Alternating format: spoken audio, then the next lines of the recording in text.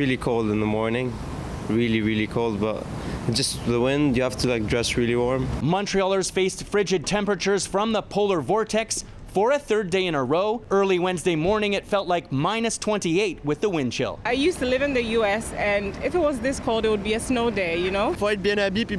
You have to be well dressed, then move. It's sure that when you stay still, like in cold weather, you're well adapted. It's very cold right now, but I'm used to it now. It's my third year. But it's annoying when you have to wake up early to go to classes for university. I don't go outside often, and with my breathing problem, it's very cold outside. Environment and Climate Change Canada advised anyone going outside to dress warmly to avoid frostbite. Urgence Santé could not provide statistics on how many calls related to frostbite there have been since the polar vortex hit Montreal on Monday, but they say prevention is key when it comes to frostbite, and this is echoed by Dr. Christopher Labos. Limit the amount of time that you're going to spend outdoors. Make sure that you cover up the areas that are most at risk for frostbite, and that includes your fingers, your nose, your ears.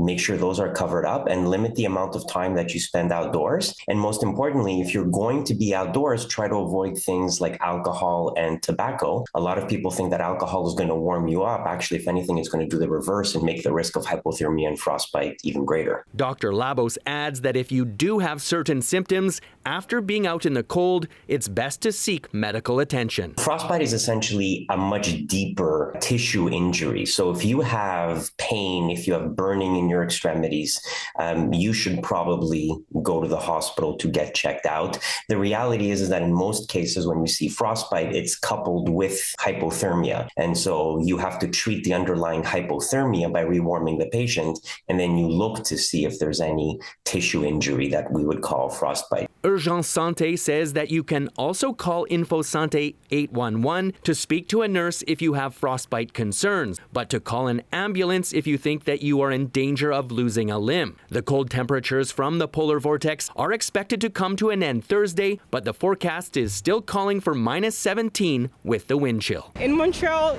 I mean, nothing changes. You just keep going. You have to wake up, you know, and kind of give yourself a pep talk and just get going. In Montreal, Gareth Madoc-Jones, City News.